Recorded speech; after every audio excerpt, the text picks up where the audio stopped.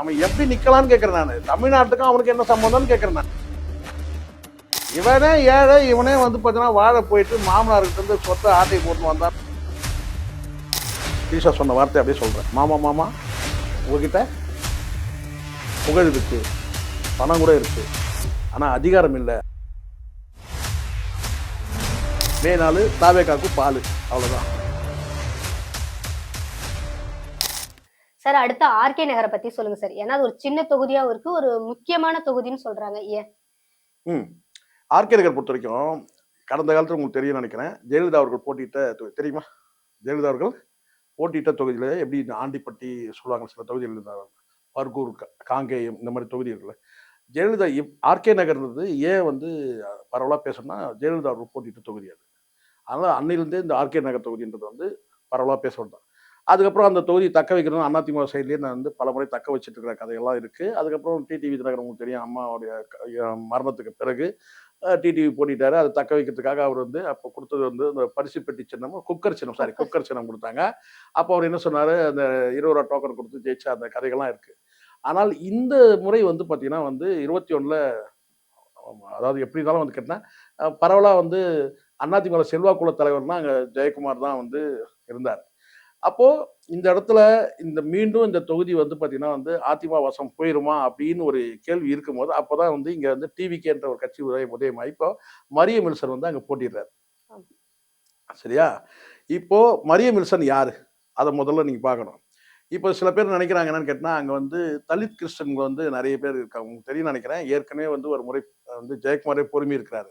அங்க இஸ்லாமியருடைய வாக்குகளும் வந்து அதான் சிறுபான்மையினர் வாக்குகள், கிறிஸ்டியன் வாக்குகளும் முஸ்லீம் வாக்குகளும் வந்து அங்கே பரவலாக இருக்குது அந்த தொகுதியில். வடசென்னையிலேயே அதுதான் பெரிய பலம். விஜய் வந்து பெரம்பூர் தொகுதி தேர்வு செய்ததுக்கும் காரணம் அதுதான். சரிங்களா? மைனாரிட்டி இஸ்லாமியரும் கிறிஸ்தவர்களும் அதிகமாக வந்து வசிக்கக்கூடிய பகுதிகளில் இந்த வடசென்னை பகுதி பெரும்பான்மையான பகுதிகள் அப்படி தான். அப்போ இந்த இடத்துல மரியம் வில்சன்றது யாரு? முதல்ல ஜேபிஆருடைய மருமகன். இப்ப கிடையாது, முன்னாள் மருமகன். காரணம் கேட்டீங்கன்னா, அவங்க வந்து டிவோர்ஸ் பண்ணிட்டாங்க அப்படின்னு ஒரு தகவல் இருக்கு. அது டைவர்ஸ் பண்ணிட்டா அவருக்கு வந்து எப்பவுமே உங்களுக்கு தெரியும் இல்லையா, இந்த ஜீவனாம்சமாக வந்து பார்த்தீங்கன்னா வந்து பொதுவாக மனைவி தான் கேட்டு வாங்குவாங்க. ஆனால் இவர் கொஞ்சம் வித்தியாசமானவர் கேட்டால் வந்து மனைவி கிட்ட இவர் வந்து டைவர்ஸ் கேட்டு வாங்கிடுறாங்க. அது காரணம் கேட்டால் டைவர்ஸ் கொடுக்க மாட்டேன்னு சொல்லும்போது அவங்க டைவர்ஸ் விரும்புகிறாங்க. ஆனால் இவர் கொடுக்க மாட்டேன்னு சொல்லும்போது பார்த்தீங்கன்னா ஒரு செட்டில்மெண்ட்டுக்கு வந்து எனக்கு நான் டைவர்ஸ் கொடுக்கணும், எனக்கு இது வேணும் அது வேணும்னு கேட்குறாரு. அப்போ வந்து இவர் கொடுக்கப்பட்டது தான் அந்த ஜேபிஆர் அந்த காலேஜ் ஏதோ கொடுத்துருக்காங்க. அதை தாண்டி இன்னும் சில சொத்துக்கள்லாம் கொடுத்ததா சொல்கிறாங்க. சரிங்களா? அப்படிதான் வந்து தவிர இந்த மரியம் வில்சன் குறித்து வேற ஏதாவது பூர்வீகமான தகவல் இருக்கா? அவருடைய அப்பா வந்து சுதந்திர போராட்ட தியாகியா, இல்லை வந்து வேற ஏதாவது வந்து பார்த்தீங்கன்னா வந்து இராணுவத்தில் பணியாற்றி இருக்கிறாங்களா? இந்த மாதிரி எந்த வரலாறும் கிடையாது. மாமனார் சொத்து ஆட்டையை போட்டவருங்கன்ற லிஸ்ட்ல எடுக்கும்போது பார்த்தீங்கன்னா தமிழ்நாட்டில் ஒரு பெரிய ஐகான்கள் 2-3 பேர் வருவானுங்க. அதில் ஒருத்தன் இந்த ஆதவ அர்ஜுனா, மார்ட்டினுடைய மகளை கல்யாணம் பண்ணி அதன் மூலமாக சொத்தை அடிச்சவன். அந்த வகையில் வந்து பார்த்தீங்கன்னா இவனும் அதே கேஸ் தான். யாரு? மரியம் வில்சனும் மாமனார் சொத்தை வந்து ஆட்டையை போட்டவனுங்க. இது ஒரு கட்டத்துக்கு மேலே மாமனார் ஜெயிலுக்கே அனுப்பிச்சுவான். யாரு? இந்த மரியம் வில்சன். ஏன்னா 2015 வாக்குன்னு நினைக்கிறேன். 2015 ஆமா 2015 சரியா தெரியல. பெரிய வெள்ளம் வந்து பார்த்தீங்களா? பெரிய வெள்ளம் வந்துச்சு. அந்த வெள்ளம் வந்த காலகட்டத்தில் ஜேபிஆர் வந்து ஒரு பெரிய கட்டடம் கட்டுறாரு. சத்யபாமா காலேஜுக்கு உள்ள அந்த கேம்பஸ்க்குள்ள வந்து பெரிய கட்டடம் கட்டுறாங்கம்மா. கட்டும் போது கல்லூரி வளாகம் தான் அது. ஏதோ ஒரு பெரிய கேம்பஸ் கட்டிட்டு இருக்கும்போது சரியான மழைக்காலம். அப்போ அந்த வட இந்திய பணியாளர்கள் எல்லாம் வேலை செஞ்சுட்டு இருக்கும்போது பார்த்தீங்கன்னா அந்த சீலிங் வந்து பார்த்தீங்கன்னா உடஞ்சி விழுந்துருச்சு. மேலே இருக்க சீலிங். அதில் வட இந்தியாவை சார்ந்தவங்க கிட்டத்தட்ட ஒரு 10 பேர் வந்து இறந்துட்டாங்க. அந்த மரணத்துக்கு வந்து பார்த்தீங்கன்னா விசாரணை வச்சு அப்போ வந்து யார் வந்து இதுக்கு வந்து மூல காரணமே யாருன்னு கேட்டிங்கன்னா, ஜேபிஆரை வந்து போய் கட்ட போறாரு. முழுக்க மருமகனுடைய கண்காணிப்பில் விட்டுருந்தார். சரிங்களா? ஆனால் அது வந்து பார்த்தீங்கன்னா சரியான முறையில் வந்து அது சூப்பர்வைஸ் பண்ணாதனால அந்த கட்டடம் இடிஞ்சு விழுந்து அவர் வந்து அந்த ஒரு 10 பேர் வந்து இறந்துட்டாங்க. அப்போ ஜேபிஆர் வந்து ஜெயலலிதாவுக்கு வந்து கடுமையான ஒரு கோபம் இருந்தது. அரசியல் ரீதியாகவும் கோபம் இருந்தது, தெரியும் இல்லையா? ஏன்னா எம்ஜிஆரோட பயணித்தவங்க. அதுக்கப்புறம் வந்து ஜெயலலிதாவோட பயணிக்கல. எம்ஜிஆரோட வந்து ஜேபிஆர் வந்து அவருடைய அரசியல் பயணத்தை முடிச்சுட்டு கல்வி தந்தை ஆயிட்டார். சரிங்களா? அப்போ வந்து ஒரு சந்தர்ப்பம் நடக்கும்போது ஜேபிஆர் வந்து கல்வி கந்தையாக்குறதுக்கு இவங்க முடிவு பண்ணிட்டாங்க அந்த அதிமுக தரப்புல. அப்போ என்ன செஞ்சாங்கன்னா, இவர் போய் இந்த மாதிரி ஒரு ஒரு 10 பேர் மரணம் அடைஞ்ச உடனே இவர் போய் பதுங்கிட்டார். யாரு மரிய வில்சன் ஒரு பக்கம் பதுங்கிட்டாரு. இவர் ஒரு பக்கம் போயிட்டு ஜேபிஆர் போய் ஹாஸ்பிட்டல்ல போய் படுத்துட்டார். நம்ம ஹாஸ்பிட்டல்ல இருந்தா நம்மள அரெஸ்ட் பண்ண மாட்டாங்க அப்படின்னு சொல்லிட்டு. ஜெயலலிதா தெரியும் இல்லையா அவங்க, அப்படியே ஸ்ட்ரெச்சரோட தூக்கிட்டாங்க. ஹாஸ்பிட்டல் ட்ரீட்மெண்ட்ல இருக்கும்போது அந்த ஸ்ட்ரெச்சரோட அப்படியே வந்து கொண்டு போய் வச்சுட்டாங்க. கிட்டத்தட்ட சிறையில வந்து ஒரு 15 நாள் 20 நாள் மேல சிறையில இருந்தாரு. அதுக்கப்புறம் பெயில்ல வந்தாரு. இது மிகப்பெரிய வந்து ஏன்னா வந்து பெரிய கல்வி தாளாளர், பெரிய கல்வி தந்தைலாம் பேர் வாங்கினா அவரை தூக்கி சிறையில வச்சாங்க. அதுக்கு காரணம் யாருன்னு கேட்டீங்கன்னா, இந்த மரியம் வில்சன். மரியம் வில்சனுக்காக எதுக்காக அந்த பொறுப்பை குடுத்தாங்க அப்படின்னு கேட்டா, மருமகன்ற அந்த அடிப்படையில அந்த பொறுப்பை குடுத்தாங்க. அந்த மருமகன்ற அந்த பொறுப்பை கூட ஒழுங்கா செயல்படாதனால தான் ஒரு மனைவி வந்து வெறுத்து போய் நீ டைவர்ஸ் குடுத்தா போதுன்ற நிலைமைக்கு நல்லா கேளுங்க. டைவர்ஸ் இவர் கேட்கல. இவர் கேட்கல. அவங்க குடுத்து அனுப்புறாங்க. இது நீ வந்து உனக்கு என்ன வேணுமோ கேட்டு நான் குடுத்துறேன். நீ எங்க வாழ்க்கையில இருந்து நீ விலகி போனா போதுன்ற அந்த அளவுக்கு வந்து நடந்துக்கிட்டாருன்னா பாத்துங்க. இல்ல சார், அவர் வந்து ஏழை எளிய மக்களுக்கெல்லாம் நல்லது ஆமா, பண்ணிக்கிட்டு ஆமா. இருக்காரு அப்படின்னு ஏன்னா இவர் பெரிய ஜமீன் இவரு. ஏன்னா இவர் வந்து பரம்பரை வந்து பாத்தீங்கன்னா அப்படியே அப்புறம் ஏதாவது சொல்லிட போறோமே. இவனே ஏழை, இவனே வந்து பாத்தீங்கன்னா வாழ போயிட்டு மாமனார்கிட்ட இருந்து சொத்த ஆட்டைய போட்டுன்னு வந்தான்னு சொல்றேன் நானு. இவரு ஏழை, ஏழை அதெல்லாம் கிடையாது. இதெல்லாம் இவனுங்க என்ன நினைக்கிறான்னா, அப்படி தெளிச்சுட்டு மக்கள் கிட்ட கையில இருக்கிற காசு பல ஆயிரம் கோடி சொத்து இருக்குமா. ஏழை எளிய பிள்ளைங்கள தான் வந்து பாத்தீங்கன்னா, அவனுடைய ரிட்டயர்மென்ட் பெனிஃபிட் எல்லாம் கொண்டு போயிட்டு தான் அந்த கல்வியில கொண்டு போய் போடுறானுங்க. எஜுகேஷன்ல கொண்டு போய் போடுறானுங்க. இவன் மாமனார் சொத்த ஆட்டைய போட்ட சொத்து ஏதோ கல்வி நிறுவனம் மட்டும் கிடையாது. பல சொத்துக்கள் வந்து அவனுக்கு ஒரு பெரிய ஷேர குடுத்து அனுப்பிட்டாங்க.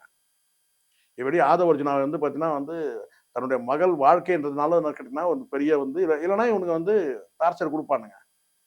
அப்ப என்ன கேட்டீங்கன்னா வந்து, மருமகன்றதுக்காக ஒரு தொகைய குடுத்து அனுப்பிட்டாங்க. "இத வச்சு நீ எப்படியாவது வாழ்ந்துட்டு போடா" அப்படின்னு சொல்லிட்டு. இவனுங்க என்ன செய்றாங்கன்னா, அத வச்சுட்டு என்ன செய்றாங்கன்னா வந்து குறுக்கு வழியில போயிட்டு ஏதாவது ஒரு அரசியல் கட்சியில போய் ஒரு எம்பி ஆயிரலாமா? அதான் இல்லாம கேட்டா வாய்ஸ் ஆஃப் காமனும், வெங்காயம், வெள்ள பூண்டு அத வச்சு சும்மா சீன விட்டுருக்கானுங்க. அடிப்படையில மண்டையில இருக்காரு பாருங்க, அவன் ஆள் வளர்ந்த அளவுக்கு அவனுக்கு அறிவே கிடையாது. யாருக்கு? ஆதவ அர்ஜுனாவுக்கு. இவனும் அதேதான். 2 பேருமே பாருங்க, எல்லாம் இவனுங்கலாம் மனைவியால் வந்து கைவிடப்பட்டவரும், மாமனார் சொத்த ஆட்டைய போட்டவனுங்க இவனுங்க. இத வச்சுட்டு என்ன கேட்டீங்கன்னா, கொஞ்சம் அப்படி தெளிச்சுட்டு, நம்ம பதவிக்கு வந்துடலாம்னு நினைக்கிறானுங்க. ஒரு எம்எல்ஏ ஆயிரலாம். இருக்கவே இருக்கிறான். யார் வந்திருக்கான்னு கேட்டா, இன்னொருத்தன் வந்திருக்கிறான். யாரு? விஜய் இருக்கிறான். அவனுடைய பிம்பத்த பயன்படுத்திக்கலாம். அவன் கல்ட் அவனுடைய அவனுடைய வந்து அந்த சினிமா ஸ்டார் இருந்த அந்த வேல்யூ பயன்படுத்திட்டு, நாம வந்து வந்துரலாம் அப்படின்னு நினைக்கிறாங்க. அதுதான் இது இல்ல இவரு பெரிய ஒரு நீங்க சொன்ன மாரி பெரிய கல்வி வள்ளல் இவரு. வாரி வழங்குறாரு. அப்ப பெரிய லிஸ்ட் எடுத்து போடு. எத்தன பேருக்கு நீங்க வந்து கல்விய ஃப்ரீயா குடுத்தீங்கன்னு சொல்லிட்டு. சொல்லுங்க. ஏதாவது இதுக்கு முன்னாடி ஏதாவது செஞ்சிருக்கியா? இப்ப வந்து செய்யற அது வேற. கரூர்ல சம்பவம் நடந்துச்சுன்னா. அந்த 8 பேர் செத்தான், 10 பேர் செத்தான்ல. அந்த வட இந்தியர்கள். அவங்களுக்கெல்லாம் என்ன குடுத்தானுங்கங்க? அத தோண்டி எடுப்போமா? 10 பேரும் வட இந்தியால இருக்க தொழிலாளர். பாவம் இங்க வந்தானுங்க, வேலை செய்யணும். கடைசியில அந்த ரூஃப் அப்படியே விழுந்துருச்சு அவங்க மேல. சீலிங். புது கட்டுமானம். வேலை செய்யறதுக்காக வந்தானுங்க. அது உள்ளேயே சமைச்சு சாப்பிட்டு இருக்கும்போது, அப்படியே வந்து அந்த சீலிங் விழுந்து செத்து போயிட்டாங்க. 10 பேரு. பெரிய செய்தியாச்சு அப்போ. அதனால இவன்லாம் ஒரு கேப்பபிள் இப்ப புரியுதுங்களா? மாமனாரே ஜெயிலுக்கு போறதுக்கு காரணம் இவன் தானே. ஒழுங்கா இவன் சூப்பர்வைஸ் பண்ணியிருந்தான்னா அது நடந்திருக்குமா? சொல்லுங்க. ஏதோ ஒரு தப்பு வந்து அங்க நடந்திருக்கு. அதனால இதெல்லாம் வந்து இவன்லாம் வந்து மக்கள் சேவை செய்யறதுக்கெல்லாம் வரவே இல்லம்மா. நம்ம கையில இருக்கிற பணத்த வச்சு ஏதாவது பண்ணி நம்ம ஒரு பதவிக்கு வந்துடணும்னு நினைக்கிறானுங்க. இவனுக்கு என்ன கனவு இருக்க போகுது? நீங்களே சொல்லுங்க. விஜய்க்கே அந்த கிடையாது. விஜய்க்கே அந்த எண்ணம் கிடையாது. முதலமைச்சரானா எவ்வளவு வேலைகள் இருக்குமா? சொல்லுங்க பார்க்கலாம். ஒரு கட்சி தலைவரா உங்களுக்கு எவ்வளவு வேலை இருக்கு? நீ போயிட்டு வளைகாப்புல போய் உட்கார்ந்துக்கிற. சொல்லுங்க பார்க்கலாம். அடுத்து நீ முதலமைச்சரானா என்ன செய்வ கேட்டா, அட்லி வந்து குழந்தைக்கு வந்து காது குத்துனாங்கன்னு போயிடுவேன். அதான் நடக்க போகுது. எல்லாரும் அப்படித்தான் இருக்கிறானுங்க. அங்க இருக்கிற எவனுமே உருப்படியான ஆட்கள் எவனுமே கிடையாது. புஷி ஆனந்த் உட்பட சொல்றேன். புஷி ஆனந்துக்கும் தமிழ்நாட்டுக்கும் என்ன சம்பந்தம்? நீ 30 கேண்டிடேட் அறிவிச்ச. நீ அதுல ஒரு கேண்டிடேட்டா வந்திருக்கணுமா இல்லையா? புஷி ஆனந்த். புஷி ஆனந்துக்கும் தமிழ்நாட்டுக்கும் சம்பந்தமே கிடையாது. அதான் டி நகர்ல நிக்கிறதா டி சொல்லியிருக்காங்க நகர் சார். நிக்கட்டும், கே நகர் எங்கன்னா நிக்கட்டும். அவன் எப்படி நிக்கலாம்னு கேட்கிறேன் நானு. தமிழ்நாட்டுக்கும் அவனுக்கு என்ன சம்பந்தம்னு கேட்கிறேன் நானு. தமிழ்நாட்டுக்கும் புஷி ஆனந்துக்கும் என்ன சம்பந்தம்? எல்லாருக்கும் பட்டவர்த்தனமா வெளிச்சமா தெரியும். புஷி ஆனந்த். புஷி தொகுதி எங்க இருக்கு? நியாயமா புஷி தொகுதியில அவனுக்கு கொடுத்துடணும். அவனை கூட தமிழ்நாட்டில் நிக்க வச்சா நாங்க வாக்களிக்கணும் இல்ல? அவ்வளவு தமிழ்நாட்டில் இருக்கான், அவ்வளவு இழிச்சவாயனா இருக்கிறான். தப்பு இல்லையா? ஸோ அதனால இந்த ஆர்கே நகர்ல வந்து யார் நிக்கிறாங்க? அந்த முழுக்க முழுக்க அந்த மைனாரிட்டி வாக்குகள் நமக்கு விழுன்ற அந்த எண்ணத்துல மரிய வில்சன் நிக்க வைக்கப்படுறாரு. அவ்வளவுதான். கிட்டத்தட்ட ஜோசப் விஜயும் அதே கண்ணோட்டம் தான். ஆனா நீங்க அப்படி நினைச்சிடாதீங்க. மைனாரிட்டி வந்து பார்த்தீங்கன்னா, இஸ்லாமியரா இருக்கட்டும், அது கிறிஸ்தவரா இருக்கட்டும் வந்து பார்த்தீங்கன்னா, அவங்களுக்கு தெரியும். இவன்லாம் யாரு? இவன் எதுக்கு வர்றான்? எங்க இருந்தான் இதுக்கு முன்னாடி? கையில பணம் இருக்குது. அப்படிலாம் நான் நினைக்காதுங்க. காலம் மாத்திரும். எப்படி வேணாலும் மாறும். நீங்க ஏதோ அவங்க தொகுதியில மக்கள்லாம் நேர்மையா செஞ்சுப்பாங்கன்னு சொல்லல. ரூ. 20 டோக்கன் வாங்கி போட்ட மக்கள் தான். ஓப்பனா சொல்றேன். யாரும் சொல்ல மாட்டாங்க. உண்மை. ரூ. 20 டோக்கன் வாங்கி நான் போட்ட மக்கள் வாக்களித்த மக்கள்மாங்க. புரியுதுங்களா? காரணம் என்னன்னா, அது தவறா சொல்லல. அந்த அளவுக்கு அங்க இருக்கிற மக்கள் வந்து வறுமையில இருக்கிற மக்கள். ரூ. 20 டோக்கன் குடுத்தா ஏன்னா உழைக்கும் மக்கள் எல்லாமே வந்து தொழிலாளர் வர்க்கம் அங்க இருக்கிறது ஃபுல்லாவே. அப்ப அந்த ஈஸியா வந்து அந்த பணத்துக்கு அப்படிதானே வந்து வாக்களிச்சாங்க. இந்த முறையும் அப்படி வாக்களிக்க முடியாதா? மரிய வில்சன் வந்து பார்த்தீங்கன்னா வந்து ஒரு ஓட்டுக்கு ரூ. 1000 குடுக்குறாரு. அதெல்லாம் நடக்க தான் போகுது. நீங்க பாருங்க. சார் மாற்று அரசியல் இருக்கிற குடுக்க வராருல்ல. மற்ற கட்சிகளும் குடுத்துருக்காங்கல்ல சார் அந்த மாதிரி பணம். மற்ற கட்சிகள் குடுத்தா நீங்களும் குடுப்பீங்களா? இவங்க இன்னும் குடுக்கறத எதுவுமே சொல்லவே இல்ல சார். குடுப்பாங்க. குடுப்பாங்க. பொறுத்திருந்து பாருங்க. குடுக்குறாரா இல்லையான்னு பாருங்க. மரிய வில்சன் வந்து குடுக்குறாரா இல்லையான்னு பாருங்க. அவங்க ரூ. 1000 குடுத்தாலும் இவங்க ரூ. 1000 குடுத்து ரெடியா இருக்கிறாங்கம்மா. நீங்க பாருங்க. அவங்களும் பணம் வாங்கி தான் சீட்டு குடுக்குறாங்க. நீங்களும் பணம் வாங்கி தான் சீட்டு குடுக்குறீங்க. இப்போ நேத்து வந்து பாண்டிச்சேரியில ஒருத்தன் சொல்றான், கத்துறான்ல. 5 கோடி. இன்னும் வந்து இவங்க டிக்ளேர் பண்ணட்டும். இன்னும் நாட்கள் இருக்கு. திருப்பி நம்ம உட்காருவோம். இதே ஆர்கே நகர் தொகுதி என்ன நடக்குது? பெரம்பூர் தொகுதி என்ன நடக்குதுன்றத நம்ம பார்ப்போம்.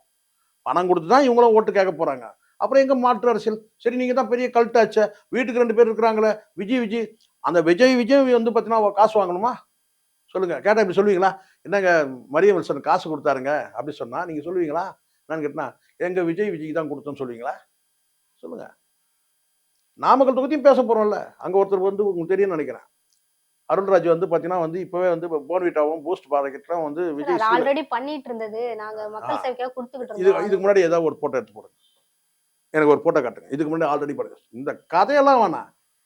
இது எடுத்து போடுங்க இதுக்கு முன்னாடி. இதெல்லாம் கதை இதெல்லாம். இத்தனைக்கும் ஒரு ஐஆர்எஸ். இவ்வளவு நேர்மையா நீ நகர? இத பண்ணலாமா? நீ பண்ணலாமா? படிச்சவன் தானே நீ. எல்லாம் நீங்க இப்ப இதுக்கு முன்னாடி பண்ணியிருந்தாங்க. அப்படியே அப்படியே பூஸ்ட் பாட்டிலா குடுத்துருந்தாங்க எல்லாருக்கும்.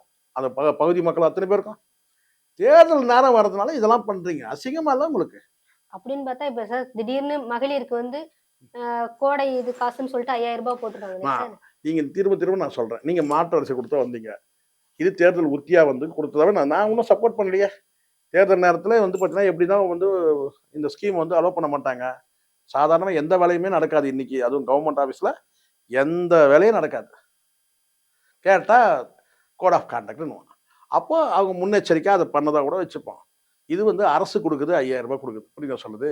நீங்க வந்தாலும் அதுதான் குடுக்க போறேன்னு சொல்றீங்க. உங்களுக்கு அது சொல்ல தகுதியே கிடையாது. நீங்க ரூ. 2000 எனக்கு 2500ன்ட்டீங்க. எது? அப்போ உங்களுக்கு தகுதியே கிடையாது. அதை தாண்டி வந்து கட்சி குடுக்குற பணம்னு ஒண்ணு இருக்குல்ல. தேர்தல் வாக்களிக்கிறதுக்கு லஞ்சம்னு ஒண்ணு இருக்குல்ல. அத நீங்க குடுக்காம இருந்தீங்கன்னா போதும்ல. இப்ப பூஸ்ட் குடுக்குறீங்க. எது? புதுசா. இதெல்லாம் வந்து மாற்று அரசியல் குடுக்குறோம். இப்ப இந்த இடத்துல தான் நீங்க என்டிகேவ நீங்க பார்க்கணும். என்டிகேவோட கேண்டிடேட் பாருங்க. 10 ஓட்டு விழுந்தாலும் பணம் வாங்காத ஒரு ஓட்டு இல்லம்மா. 100 ஓட்டுக்கு சமம் தானே அது. ஏன் அந்த கட்சியால முடிஞ்சு உங்களால முடியல? நீங்க மாற்று அரசியல் அப்படி நீங்க ஜெயிக்கவா போறீங்க? கிடையாது. அப்போ நீங்க தோக்க தான் போறீங்க. இந்த அருள்ராஜ் எழுதி வச்சுங்க தோப்பாரு. நான் சொல்ற பாருங்க. ஏதோ நீங்க சீன ஓட்டுறீங்க இந்த விஜய்ன்ற அந்த படத்த வச்சு. நீங்க பார்க்க தானே போறீங்க. அடுத்தடுத்து என்ன ஆகுதுன்றத. நீங்க வந்து விஜய் வந்து வீட்டுக்கு 2 பேர் இருக்கிறாங்க. நீங்களே இதே ஆள் பேசின ஆள் தானே இவன். இப்ப எதுக்குடா பூஸ்ட் குடுக்குற? நீங்க ஹாஸ்பிட்டல்ல இருக்கிறவங்களுக்கு எதுவுமே ஒரு 10 பேருக்கு குடுத்தா கூட பரவால்ல. ஹாஸ்பிட்டலுக்கு தான் சார் அது எடுக்கணும். ஹாஸ்பிட்டல் அதெல்லாம் கிடையாது. ஹாஸ்பிட்டல் நான் எல்லாம் எனக்கு மாவட்டத்துல ஆட்கள் இருக்கிறாங்க. ஹாஸ்பிட்டலுக்கு குடுக்கறதெல்லாம் கிடையாது. ஹாஸ்பிட்டல்லாம் ஹார்லிக்ஸ் தான் குடுப்பான். பூஸ்ட்லாம் குடுக்க மாட்டான். எது? என்ன கேளுங்க நான் சொல்றேன். வீடுகளுக்கு தான் பூஸ்ட். எந்தெந்த வந்து பானத்த வந்து யார் யார் குடிப்பாங்கன்னு தெரியாதா? ஹாஸ்பிட்டல் போனா ஹார்லிக்ஸ் இது காலகாலமா இருக்குது. ஹாஸ்பிட்டல் போறவன் பூஸ்ட்லாம் குடுக்க மாட்டான். பூஸ்ட்லாம் எங்கன்னு கேட்டனா, ஸ்போர்ட்ஸ்ல இருக்கிறவங்க சரிங்களா சொல்றது? இல்ல வீடுகள்ல வேணா குடுக்கலாம். ஆனா ஹாஸ்பிட்டல்னா ஹார்லிக்ஸ் தான். எது எங்க குடுப்பாங்கன்னு தெரியாதா? இதெல்லாம் ஒரு குழப்பமா இதெல்லாம்? ஒரு ஐஆர்எஸ் அவன். நீங்க விஜய் தான் பெரிய கல்ட் இல்லடா. ஏன்டா இதெல்லாம் குடுக்குறீங்க நீங்க? இப்ப இதெல்லாம் இதுவும் தானே இலவசம். அப்ப நீங்க இலவசத்தை எதிர்க்கிறவங்க. அதுக்கப்புறம் திமுகவும் அதிமுக கடந்த காலத்துல என்னெல்லாம் சொல்லிச்சு அதையே செய்றீங்க. அப்ப என்ன மாற்று? மாற்று கிடையாது இது. நாங்க ஊழல் ஆட்சிலாம் செய்ய மாட்டோம். அதெல்லாம் உடக்கி காட்டுறோம் அப்படின்னு சொல்லியிருக்காங்க சார். உடைச்சு காட்டணும்னா நீங்க அத மாத்தி காட்டணும். இப்ப சீமான் சொல்றாருல்ல, வாக்களிக்க நான் காசு கொடுக்க மாட்டேன். சொல்றாருல்ல, வாக்களித்து நான் காசு கொடுக்க மாட்டேன். சொல்றாருல்ல, அத சொல்லணும்ல. அத நீ சொல்லணுமா இல்லையா? மாற்று அரசியல் அதானமா மாற்று. இன்னைக்கு இல்ல நாங்க நாளைக்கு ஜெயிக்கிறோம். அடுத்த மாதம். ஆனா வந்து பார்த்தீங்கன்னா வந்து நீ சொல்லணும்ல. இப்பவே நீ சொல்ற என்னங்கன்னா, கொள்ளடிச்ச பணம் நீ வாங்கிக்கங்கன்ற. இதெல்லாம் விஜயகாந்த் டயலாக். அது சரியான அரசியல் கிடையாதும்மா. உங்ககிட்ட கொள்ளடிச்ச பணம் அப்போ நீ கொள்ளடிச்ச பணம் வாங்கிட்ட. அப்ப மறுபடியும் கொள்ளடிக்கலாமா? வாங்கிட்டு நீ ஜெயிக்க வச்சுட்ட. ரைட்? கொள்ளடிக்கிற பணம் நீ வாங்கிக்கன்ற. ரைட் வாங்கிட்ட. வாங்கிட்டு அவன ஜெயிக்க வச்சுட்டல்ல. அப்ப மறுபடியும் அவன் கொள்ளடிப்பான்ல? அறிவு வேணா இவன் சொல்லும்போது, அந்த பணத்த முகத்துல தூக்கி எறிங்க. அப்படிதானே தான். நீ வாங்கிக்கங்க, ஓட்ட எங்களுக்கு போடுங்க. இதெல்லாம் நடக்கிற காரியமா? காசு வாங்கிட்டான்னா நம்ம ஆளு கரெக்ட்டா இருப்பான். அந்த விஷயம் தெளிவா இருப்பானுங்க. இது காசு குடுத்தவனுக்கு வந்து துரோகம் பண்ண மாட்டான். காச வாங்கிட்டு இவருக்கு ஓட்டு போடுவாங்க. அப்ப நீ அந்த வேலை தானே பண்ற? அப்ப நீ காசு குடுக்க கூடாதுல்ல? வேற ஒரு ரூட்ல குடுக்குற. பூஸ்ட் பாட்டிலா குடுக்குற, அத குடுக்குற. வெட்கமா இல்ல? அசிங்கமா இல்ல? சார் இப்பதான் சில்வர் பாக்ஸ், சாரி மத்த கட்சிலாம் எல்லாமே வரும்மா. குடுக்குறாங்க அதுதான் நான் சார். சொல்றேன்லம்மா. இன்னைக்கு வந்து பார்த்தீங்கன்னா, இன்னைக்கு அப்படி ஆயிடுச்சு. அரசியல் நீங்க தான் மாத்துறீங்க. அப்ப இங்க வந்து நீங்க மாற்று அரசியல் குடுக்க நீங்க வரல. நீங்க என்ன செய்யணும்? 2 திராவிட கட்சியில இலவசத்த குடுத்து உங்கள வந்து கெடுத்து வச்சிருக்காங்க. நாங்க கொள்கை உள்ள கட்சி. நீங்க எனக்கு வாக்களிங்க. நான் வந்து இந்த திட்டம் இலவச திட்டங்கள் இல்லாம வந்து உருப்படியான நான் திட்டங்கள கொண்டு வரேன்னு சொன்னேன். எதுவுமே இல்ல. எல்லாமே வந்து அப்படியே உனக்கு என்ன இப்போ? நாடாளணுன்ற அது வெறி மட்டும் தான் இருக்கே தவிர, மக்களுக்கு நன்மை செய்யறதுக்காக நீ வரல. முதலமைச்சர் ஆகணுன்ற அந்த இது இருக்கு. ஏன்னா த்ரிஷா சொல்லிட்ட ஒரு வார்த்தை தான். என்னன்னு கேட்டீங்கன்னா, த்ரிஷா வந்து அவங்க கிட்ட வந்து உங்ககிட்ட வந்து பார்த்தீங்கன்னா பணம் இருக்கு. எது? புகழ் இருக்கு. யார்ட்ட இருக்கு? விஜய் கிட்ட? பணம், மாமா, புகழ். மாமா இப்படி சொல்லுங்க. த்ரிஷா சொன்ன வார்த்தைய அப்படியே சொல்றேன். மாமா, மாமா உங்ககிட்ட புகழ் இருக்கு. பணம் கூட இருக்கு. ஆனா அதிகாரம் இல்ல. ஆனா அவங்க கிட்ட அதிகாரம் இருக்கு. பணமும் இருக்கு, புகழும் இருக்கு, அதிகாரம் இருக்கு. ஆனா உங்க கிட்ட அதிகாரம் இல்லையே. வெறும் புகழ், பணம் மட்டும் தான் இருக்கு. அவ்வளவுதானே செல்லம். ஓகே செல்லம். நம்ம அதிகாரத்த நம்ம வந்து அடைஞ்சிருவோம். அதுக்காக தொடங்குன கட்சி தான் இது. விளங்குமா இது? சார் அதுக்காகலாம் யாராவது கட்சிய தொடங்குவாங்களா ம், சார்? ம், ம், ம். அதுக்காகலாம் ஒரு கட்சி யாராவது அதுக்காக தான் தொடங்கியிருக்காரு. அதுக்காக தான் தொடங்கியிருக்காரு. த்ரிஷா ஆலோசனையில வந்து உதயமான கட்சி தான் இந்த கட்சி. நான் சொல்றேன். நான் சொல்றேன். அவங்க அட்வைஸ் குடுக்குறாங்க. ஒரு அரசியல் கட்சின்னா, அவங்கன்னா வந்து டாஸ்மாக் கடை ஏலம் எடுங்கன்னு சொல்றாங்களா? இல்ல வேற ஏதாவது பார் வைக்கலாம்னு சொல்றாங்களா? ஒரு அரசியல் கட்சி தான் தொடங்க சொல்றாங்க. எதுக்காக தொடங்க சொல்றாங்கன்னா, உங்ககிட்ட பணம் இருக்கு, புகழ் இருக்கு, அதிகாரம் இல்ல. அதிகாரத்த அடையணும். அப்ப அதிகார வேட்கையில, அதிகார வெறியில, அதிகார போதைக்காக வரக்கூடியவன் தான் வந்து விஜய் முதலமைச்சர். புரியுதுங்களா? நீங்க அப்படி நினைக்கக்கூடாது. எம்ஜிஆர் அப்படி வரல. அண்ணா அப்படி கட்சி தொடங்கல. காமராஜர் அப்படி வரல அரசியலுக்கு. இன்னைக்கு யாரெல்லாம் கொள்கை தலைவர் வச்சிருக்காங்க, அவங்க யாருமே வந்து பார்த்தீங்கன்னா வந்து அதிகாரத்த அடையணும்லாம் வரவே இல்ல. மக்களுக்கு நன்மை செய்யணும். மக்களுக்கு நன்மை செய்யணும்னா, அப்போ அதிகாரம் வேணும். நீங்க அப்படி உல்டாவா நினைக்கிறீங்க. அதிகாரத்த அடையணும். அதிகாரம் ஏன்னா, இந்த புகழ் இருக்கு, பணம் இருக்கு, அதிகாரம் இல்ல. அதிகாரத்த அடையணும். ஆனா இவங்க அப்படி கிடையாது. மக்களுக்கு சேவை செய்யணும். மக்கள் வந்து பார்த்தீங்கன்னா, நம்ம வந்து நல்வழிப்படுத்தணும். மக்களுக்கு தேவையான அத்தனையும் நம்ம வந்து செய்யணும். அதுக்காக வராங்க. மக்கள் தொண்டுக்காக வராங்கம்மா. அதான் அந்த வித்தியாசம். 2026ல அங்க இருக்க வேட்பாளர்கள் ஜே எபினேசர் டிஎம்கே, ஏடிஎம்கேல ஆர்எஸ் ராஜேஷ், ம், டிவிகேல மரிய வில்சன், ம். என்டிகேல கௌரி சங்கர். இதுல வந்து ஜெயிக்கிறதுக்கான வாய்ப்பு யாருக்கு சார் இருக்கு? திமுக நான் சொல்றேன்மா. இப்போ கேண்டிடேட் இன்னும் வந்து டிக்ளேர் பண்ணல. டிஎம்கேல. தொகுதிகள் வந்து பார்த்தீங்கன்னா, கண்டிப்பா இந்த தொகுதியில விட்டுக் குடுக்க மாட்டாங்க. ஆர்கே நகர்லாம். கண்டிப்பா வந்து டிஎம்கே கேண்டிடேட் நிப்பாங்க. ஆனால் இதே கேண்டிடேட் குடுப்பாங்களான்றது அது நம்ம சொல்ல முடியாது. உறுதியா சொல்ல முடியாது. ஆனா டிஎம்கேக்கு தான் வந்து சென்னையில் பெரும்பாலான தொகுதி வந்து பார்த்தீங்கன்னா, டிஎம்கேக்கு தான் சாதகமா இருக்கும். சென்னையை கடந்துனா நம்ம அப்ப யோசிக்கலாம். சென்னையை பொறுத்தவரைக்கும் பார்த்தீங்கன்னா, பெரும்பாலான தொகுதிகள் வந்து பார்த்தீங்கன்னா, வந்து ஏற்கனவே வந்து வேலைகள் நெறைய நடந்திருக்கு. அதுவும் குறிப்பா நான் சொல்றது வட சென்னையில வந்து பரவலா சொல்லுவாங்க இல்லையா? இந்த வயலுக்கு போகக்கூடிய அந்த நீர் கொஞ்சம் வரப்புக்கும் கொஞ்சம் படும்னு சொல்லுவாங்கல்ல. அது மாரி கொளத்தூர் தொகுதியில பரவலா அடிக்கடி வந்து பயணம் மேற்கொள்றதுனால, சென்னைய வந்து பார்த்தீங்கன்னா வந்து சென்னையில நெறைய வேலை நடந்திருக்கு. குறிப்பிட்டு நம்ம மற்ற சில டிஸ்ட்ரிக்ட்ல நம்ம பேசுவோம். திருச்சி இதெல்லாம். ஆனால் சென்னையில வந்து இந்த தொகுதிகள்லாம் வந்து பார்த்தீங்கன்னா, டிஎம்கே வந்து தங்கள் கைவசம் வச்சுக்கணும்னு தான் நினைப்பாங்க. சிட்டிங் எம்எல்ஏக்கள் மீண்டும் வந்து கொடுத்தா அங்கே வெற்றி வாய்ப்பு பாதிக்குதுனால கூட கேண்டிடேட்டுகளை மாற்றுவாங்க. ஆனால் சென்னையை வந்து தக்க வச்சுப்பாங்க. அதுவும் நீங்கள் சொன்ன மாதிரி இது வந்து சேகர் பாபுவோட ப்ரெஸ்டீஜ். இங்கே எல்லாருக்கும் அவங்களுக்கு தனித்தனி ப்ரெஸ்டீஜ் இருக்குது. இதில் இது செந்தில் பாலாஜிக்கு வந்து மேற்கு மாவட்டங்கள்லாம் அவருடைய கண்ட்ரோல் அப்படின்னா அதில் வந்து அவருடைய ப்ரெஸ்டீஜ் இருக்குது. ஸோ இவங்கெல்லாம் வந்து வெற்றி வாய்ப்பை தேடி தரணும் கட்சிக்கு. அப்போ தான் இவங்களுக்கு நிற்க முடியும்.